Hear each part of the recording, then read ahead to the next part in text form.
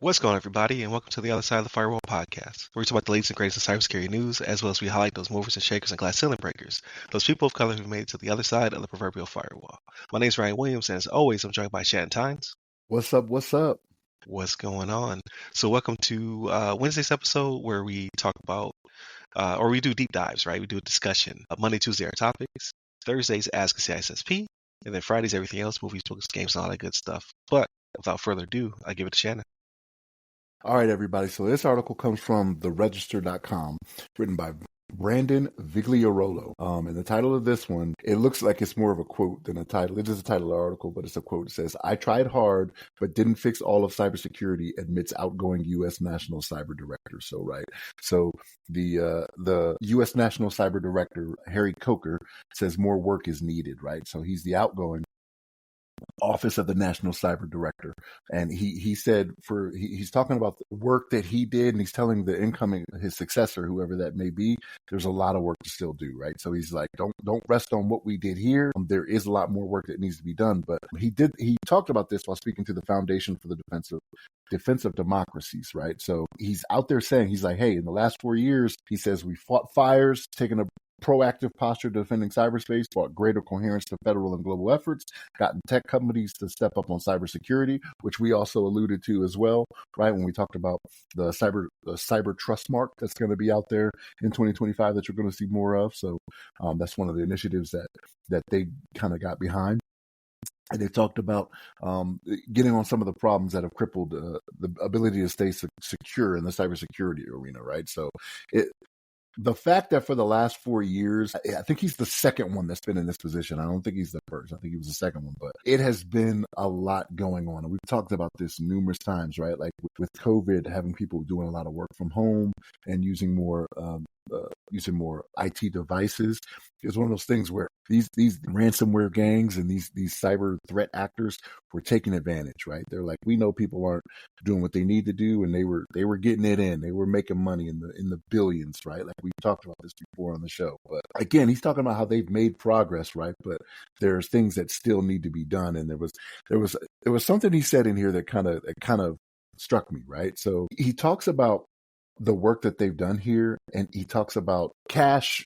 They bring up in the article, cash keep flowing to some of these big companies that have had some things that have happened that have been big news recently, right? So he talks about the Verizons and the Microsofts and how the cash keeps going to it. And I'm like, well, I mean, I get it, I understand, but like when it comes to using those companies, they are able to support what is needed through the DoD. That's a big machine, right? So you gotta be able to support what is needed from your customer, but you also have to be able to provide it, right? Like it can't be one of those things where they're waiting on you to do something, right? When it comes to your Verizons and your Microsofts, these are big machines, right?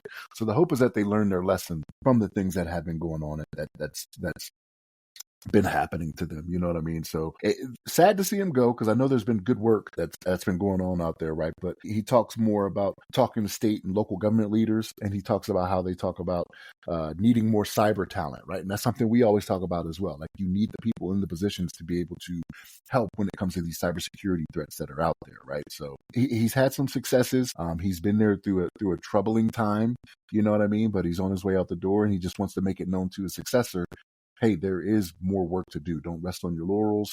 Right. Stay on top of the things that are happening. And it's each day that goes by, right? Like we know the cybersecurity threats that are out there are getting more advanced, right? Especially with the advancement of AI and things of that nature. So it's crazy. I was just watching I think it was a Gatorade commercial the other day. And at the end of it, it was Michael Jordan, but it was a de-aged Michael Jordan. And I think he said something like, "Is it in you?" or something like that. Like it was a young Mike, like he's sweating. You know how the Gatorade does the ones where they're sweating and it's like, but I was like, that's AI, because the eyes still looked a little funny, right? So I was like, okay, that's AI.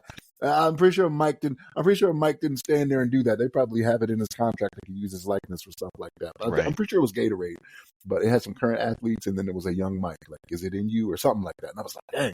I was like, AI is everywhere. Like you've seen it to where Coca-Cola caught heat, right? Because they did that AI commercial that they had with like the trucks running and the polar bears and stuff like that. And it got some people pretty upset. But yeah, this guy's stepping down. He wants his successor to know, hey, I tried hard, didn't fix everything, but I need you guys to stay on top of it, right? Because there's more work needed. But Ryan, what's your thoughts?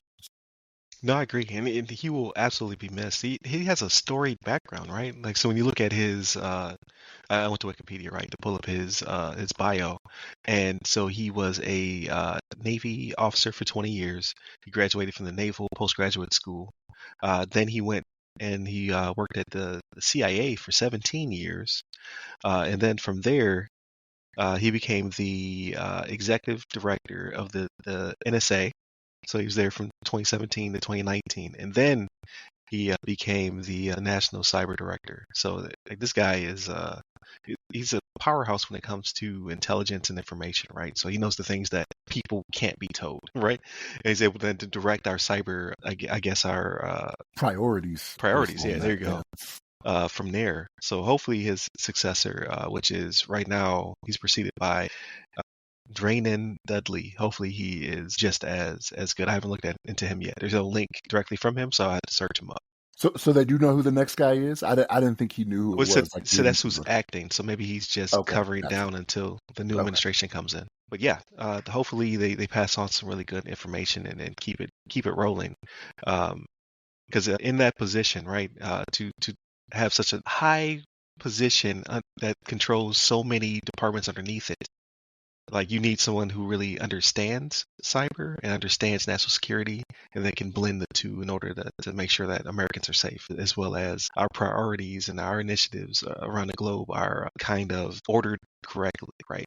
So that way we can stay dominant because China's coming for us. Russia is obviously beating up the Ukraine and some of that's spilling over into the EU. You have Syria and all the what's going on with them currently, and then smaller actors from there, Iran and things of that nature. So there's a lot of near peers that are very adversarial right now. North Korea, right? Like they're over here also beating us up. So in order to protect our allies like Tibet, and you have oh man, Taiwan, Taiwan, yeah. yeah, so on and so forth. In order to keep them safe from these very powerful threat actors around the globe, you definitely need somebody who is in the know. So hopefully, the next administration puts somebody who has some kind of sense in the seat, right? You know what I mean? Like someone who also comes from that type of lineage, who can bring all that information with them and keep it rolling. So I mean, that's always the hope, right? Like we talked about it before. We hope the next administration is very much on top of these things, like the current one has been, right? But with this position, like when you see Office of the National, right? Like you have the ear of the president, right? Like if you're in a position that says Office of the and it's national, you're gonna be in the White House probably fairly often. You know what I mean? Like, hey, this is an issue.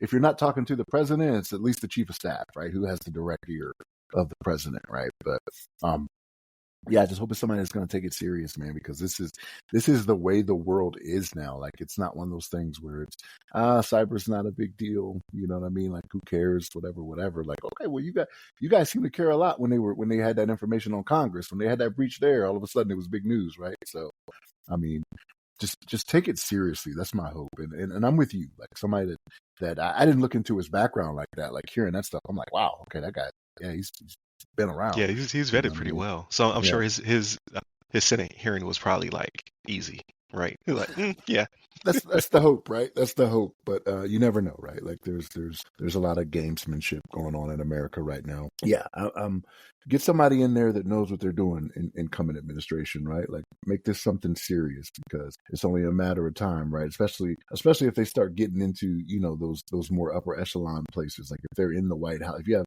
breaches at the White House and things of that nature. And if I'm being honest, we'd probably never hear about it, right? Or we would hear about it and be something we can't say anything about, right? Like depending on where you work. But yeah, it's gotta be taken more serious for sure.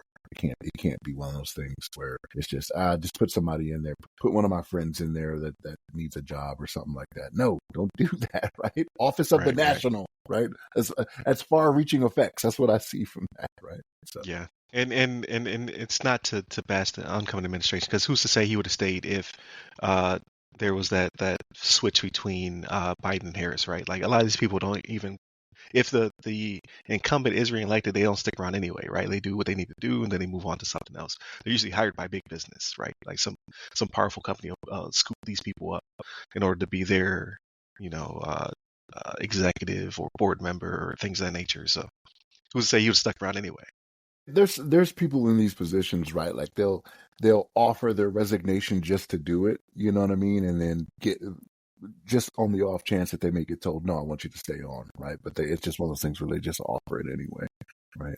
I think it's pretty standard up there for them to do that. But he's pretty sure. You say he's been in that position since 2019. Like he's done this I on his think it time. was, yeah. Let me pull it back up. He's been in this position since I pull up so many tabs. Yeah. So many tabs since we started Yeah. talking. He took over the position in 2017. Oh, Or 2017. no, I'm sorry, I'm lying. Assumed office December 15th, 2023. Oh, okay. 2023. All right, yeah. Yeah, I was gonna say I thought he was the second one in the position. I was like, man, if it was that long ago, that's pretty good. I don't think he's the first, but he might have served the longest. But I don't know.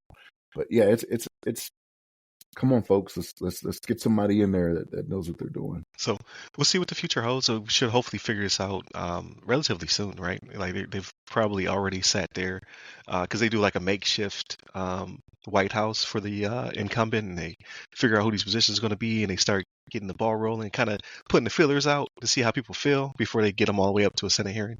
So I'm sure they've already decided whether they're going to keep them or not, or try to get them back on board, or they already have their own pick. So that should hopefully be coming out in the next couple of days before the change of command. I forget what it's called.